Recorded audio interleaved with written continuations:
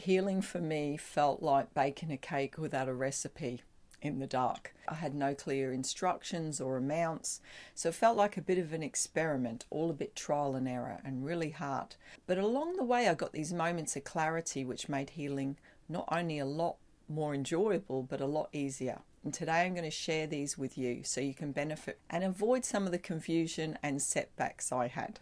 This first one took so much pressure out of recovery for me. As someone who thought of themselves as a doer, I always felt like I had to focus on solving problems. So when I was dealing with illness, I believed I always needed to be doing something to fix it. So anytime I had a flare of symptoms, I felt I had to act immediately. And that mindset left me with no room for enjoyment in my life. I was constantly trying to resolve my health issues.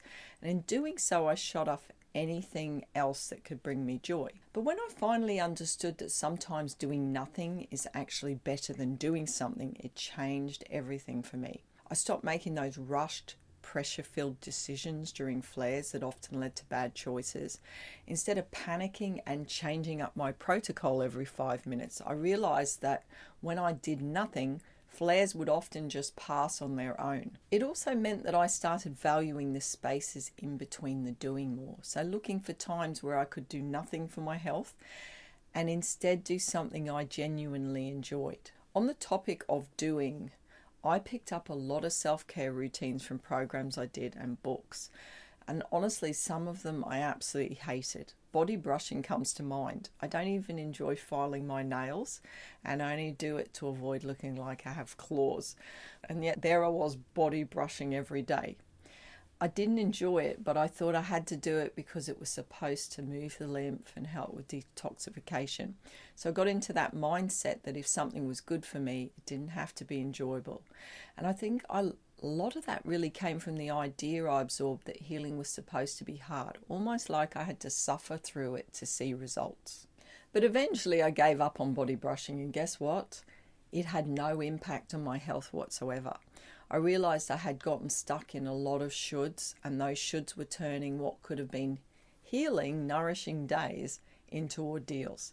It wasn't just body brushing. Some things like yoga I enjoyed, but I was pushing myself to do them for too long. And that turned something I like into a chore. Doing things I didn't enjoy for the sake of my health created a lot of resentment and guilt. And these are two emotions I didn't need to feel every day.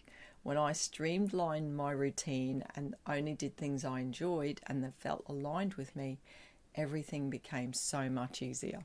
Now, I used to think this was just a 2016 thing, but I still see people today chasing that one supplement, food or protocol that they believe will fix everything. It's tempting, right? The idea that one thing could be the catalyst for recovery is so attractive. Who wouldn't want that? At one point, I was convinced iodine was the solution to my health issues because I had a thyroid problem. I even spent days reading a whole book on it. Now, don't get me wrong, iodine's important, but it didn't fix everything like I thought it would. And this realization had a huge impact on how I approach recovery. I became more careful about what I bought. Anything with bold claims of fast results, I really stopped believing. And I avoided those emotional roller coasters, getting excited about something new only to really crash when it didn't deliver. But here's the most empowering part. I realized that no one thing I had so much power that if I missed a day or two of doing it, my whole recovery would collapse.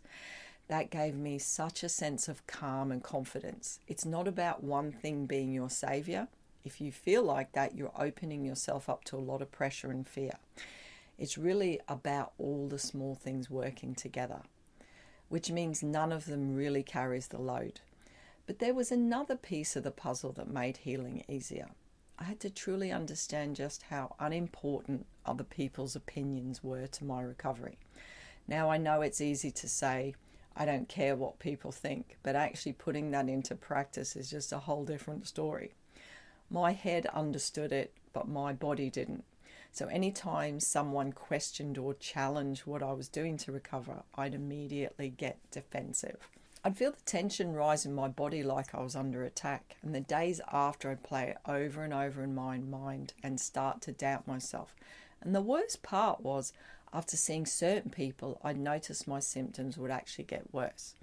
So it took me a while to recognize that holding on to other people's judgments, even just anticipating them, was slowing down my healing. What finally made healing easier was truly believing that people had a right to their opinions, and I could love them for caring, but I still needed to do what felt right for me. That shift in mindset made all the difference. I could relax whatever they said, and it became easy to change the subject quickly without feeling I had to defend myself. This meant less flares and just a happier time all round. On a similar note, I came to understand another way I was giving into unhelpful thoughts whenever I started the day feeling badly. So whenever I woke up feeling terrible, the first place my mind was going was, I'm getting worse. And from that moment, the day would just go downhill. I had days where I spent 8 exhausting hours doing online research after waking up feeling bad, just stuck in overthinking. I'd spiral into thoughts like, what should I do?